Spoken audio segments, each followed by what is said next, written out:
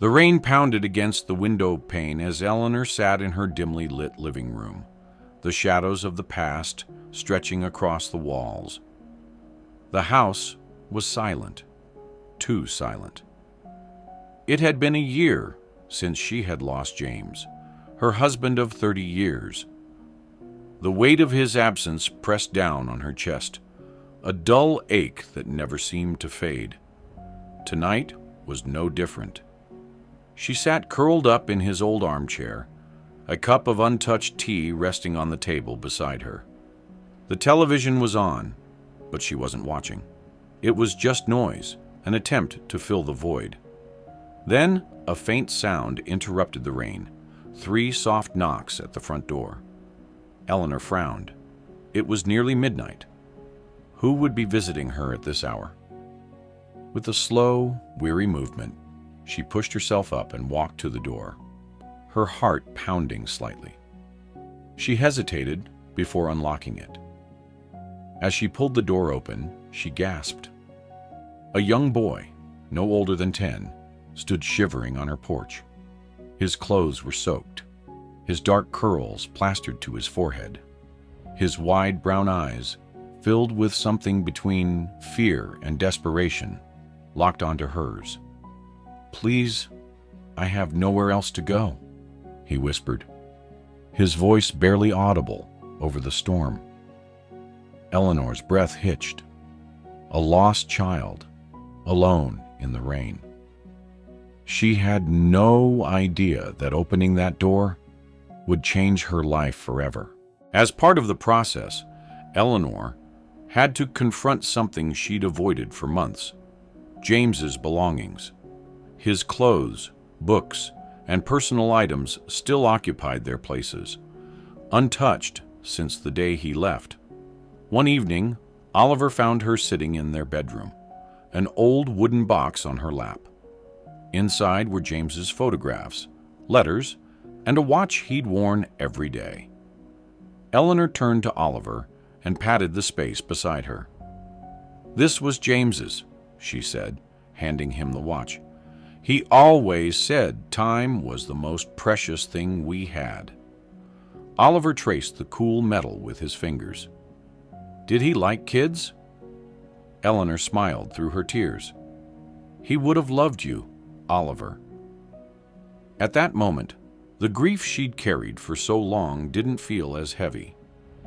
Instead, it blended with something new: hope. A month later, Eleanor and Oliver sat in the waiting room of the Child Welfare Office.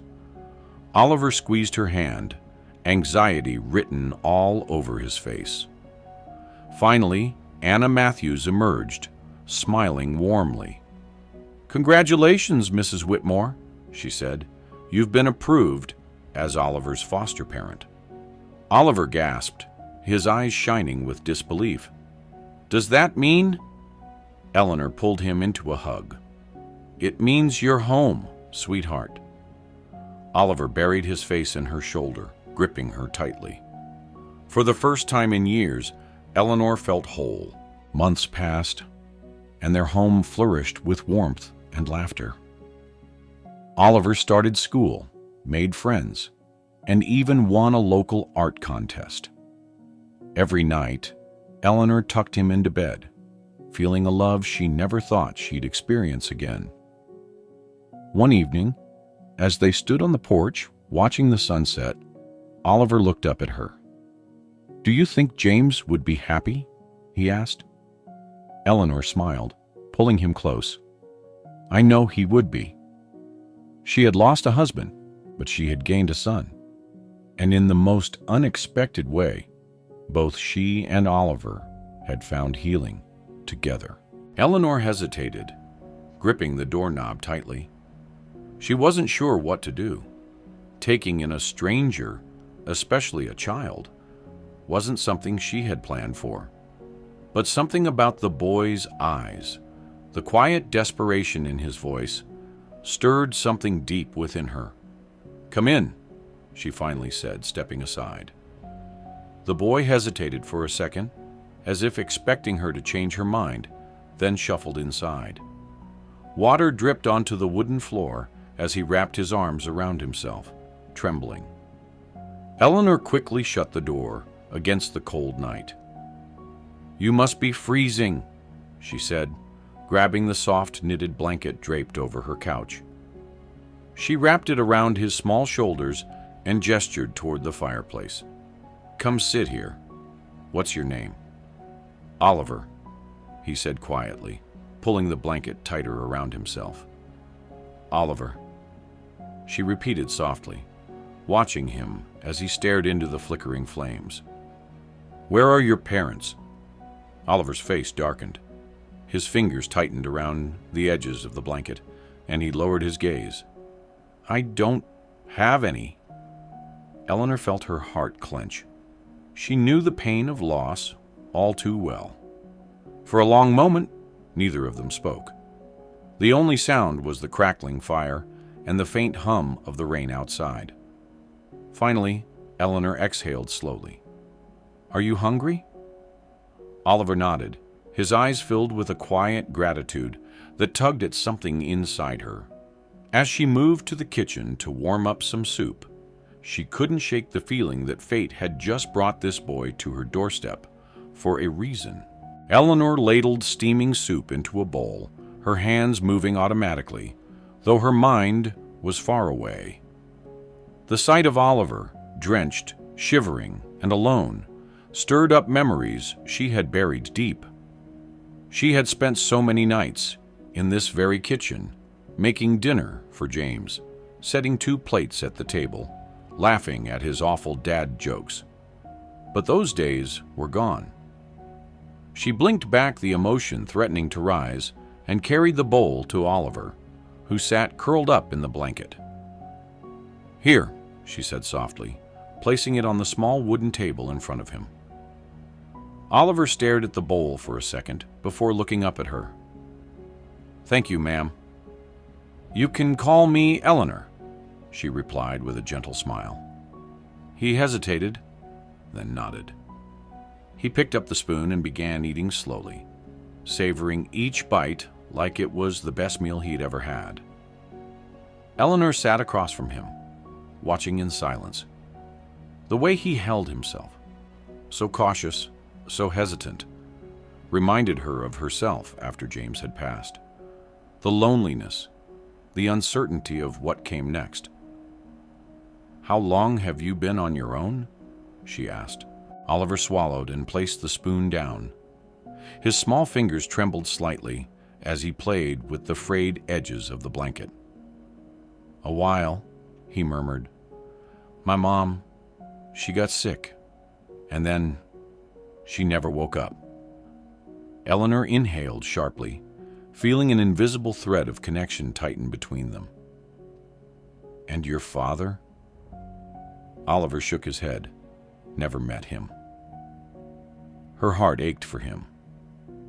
A child should never have to endure this kind of pain, this kind of loss. She wanted to say something comforting, but what words could possibly make this better? Instead, she reached across the table and placed her hand over his.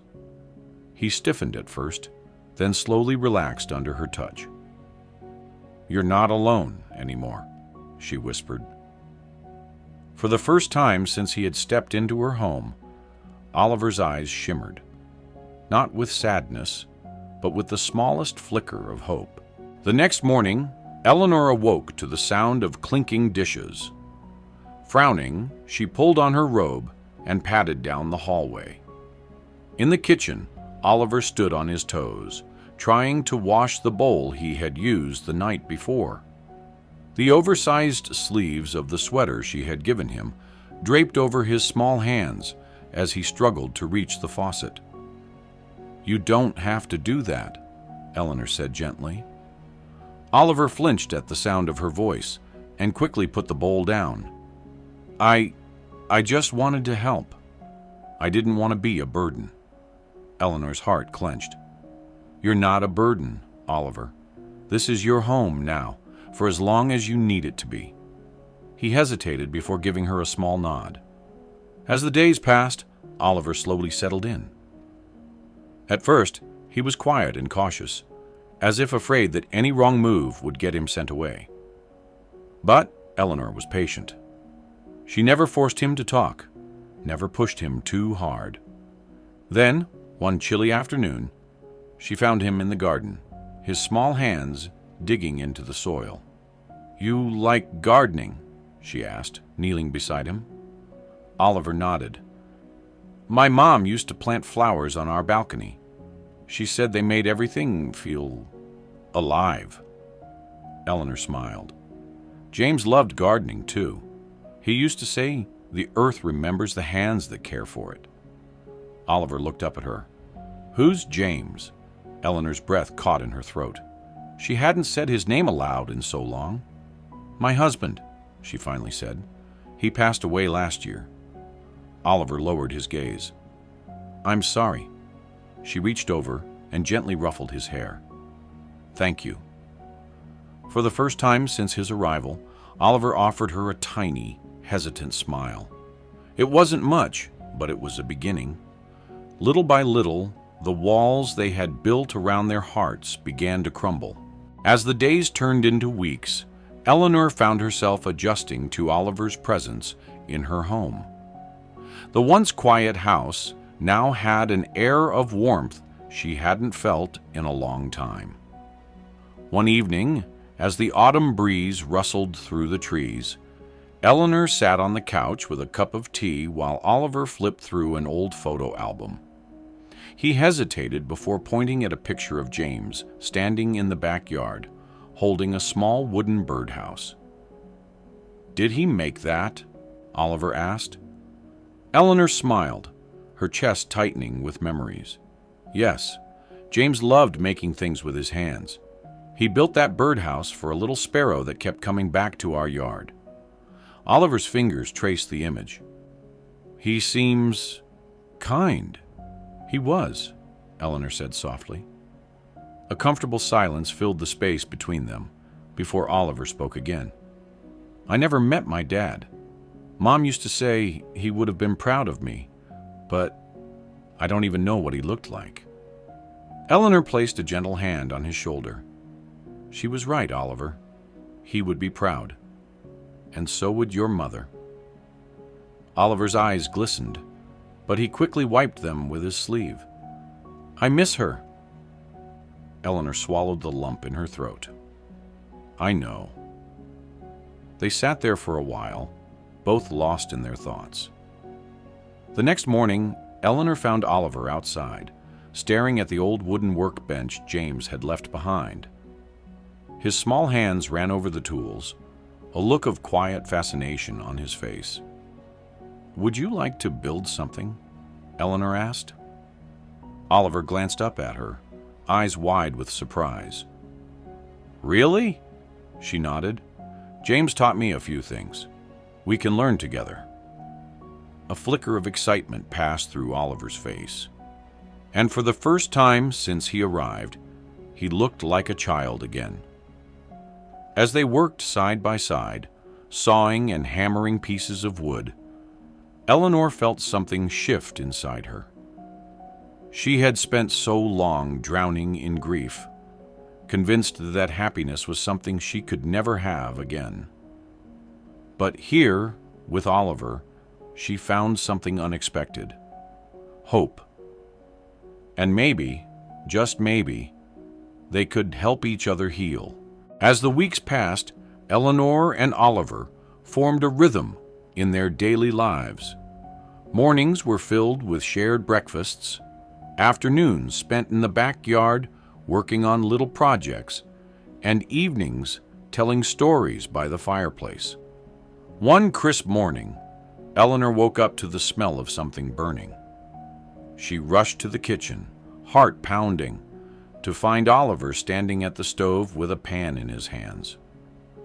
Smoke curled from a half-burnt pancake. "I'm making breakfast," Oliver announced proudly, though his expression turned sheepish when he saw her worried face. Eleanor couldn't help but chuckle.